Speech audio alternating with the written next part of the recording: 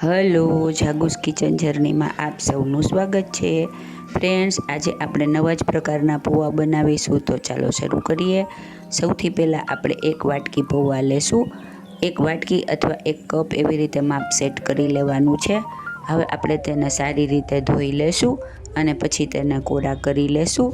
Friends, પૌવા બટાકા તમે ખૂબ જ ખાધા હશે અને બનાવ્યા હશે, પણ આ એક નવા જ પ્રકારનો પૌવાનો નાસ્તો છે, તો તમે ચોક્કસથી ટ્રાય કરજો. હવે આપણે તેને એકદમ સરસ રીતે પાણી કાઢી અને કોરા કરી લેશું. જો આપણા પૌવા કોરા થઈને રેડી છે. હવે આપણે તેમાં મસાલા કરીશું. ફ્રેન્ડ્સ, આપણે આમાં નીચે જ મસાલા કરી લઈએ છીએ. પૌવાને પહેલાં જ મસાલાથી કોટ કરી લેવાના છે.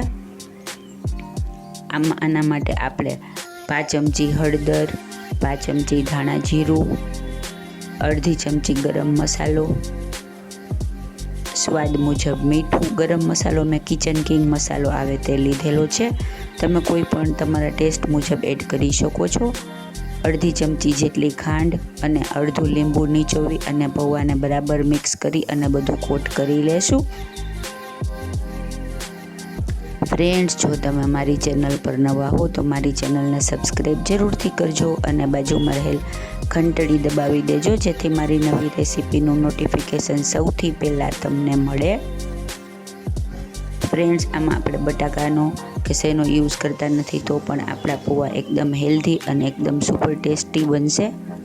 હવે આપણે એક પેન લઈ અને તેમાં 2 થી 3 ચમચી જેટલું તેલ ગરમ કરવા મૂકશું. તેલ ગરમ થાય એટલે તેમાં 5 ચમચી જીરું અને 5 ચમચી જેટલી હિંગ એડ કરીશું. આમાં આપણે રાઈ એડ કરતા નથી. ત્યારબાદ તેમાં 7-8 મીઠા લીમડાના પાન એડ કરીશું અને ત્યારબાદ એક મીડિયમ સાઇઝની ડુંગળી ઝીણી સુધારેલી મેં લીધેલી છે, તે એડ કરી અને તેને બરાબર મિક્સ કરી લેશું. ડુંગળી એકદમ સરસ મિક્સ થઈ જાય અને ડુંગળી સોફ્ટ થાય ત્યાં સુધી આપણે તેને સોતે કરીશું. હવે આપણે 1 ચમચી આદુ મરચાંની પેસ્ટ એડ કરીશું. તમે ઝીણા સમારીને પણ લઈ શકો છો.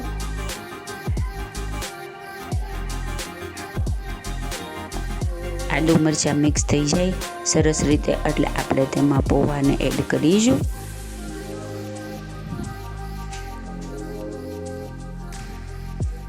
હવે આપણે તેમાં મસાલો ચડાવેલા પૌવાને એડ કરી દઈશું.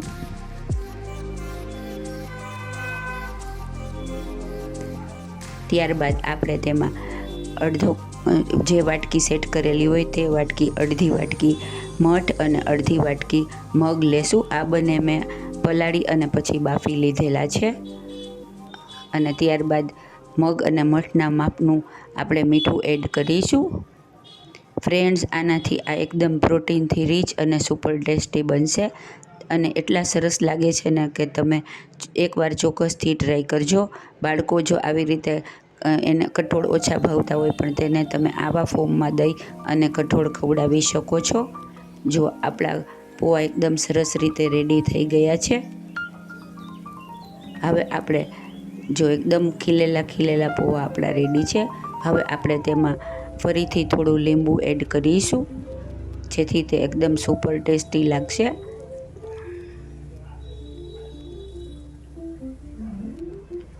હવે આપણે તેને ફરીથી મિક્સ કરી અને ત્યારબાદ ગેસને ઓફ કરી દેશું.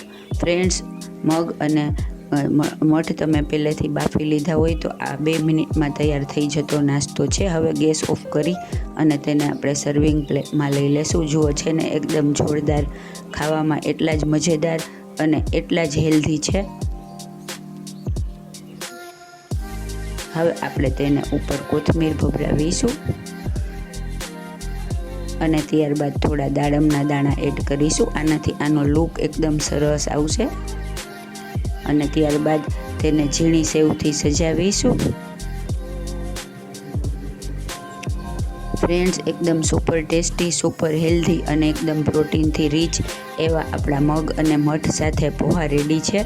તો તમે પણ આ નવા પ્રકારના પૌવા એકવાર ચોક્કસથી ટ્રાય કરજો. ખૂબ જ મજા પડી જશે અને એકદમ થોડાક જ ખાવાથી આપણે ભૂખ એકદમ ફીલ થઈ જાય એવું લાગે છે, કેમ કે આમાં આપણે મગ અને મઠ એડ કરેલા છે. તો તમે પણ ચોક્કસથી ટ્રાય કરજો. છે ને એકદમ જોરદાર, ખાવામાં એટલા જ મજેદાર એવા આપણા મગ મઠ સાથેના પોહા રેડી છે. જો એકદમ ખીલેલા અને એકદમ મજેદાર. ફ્રેન્ડ્સ, જો તમને મારી રેસીપી પસંદ આવી હોય તો મારી ચેનલને લાઇક, શેર અને સબસ્ક્રાઈબ જરૂરથી કરજો. અને હા, મારી રેસીપી તમને કેવી લાગે છે તે પણ કોમેન્ટ બોક્સમાં જણાવજો. ધન્યવાદ.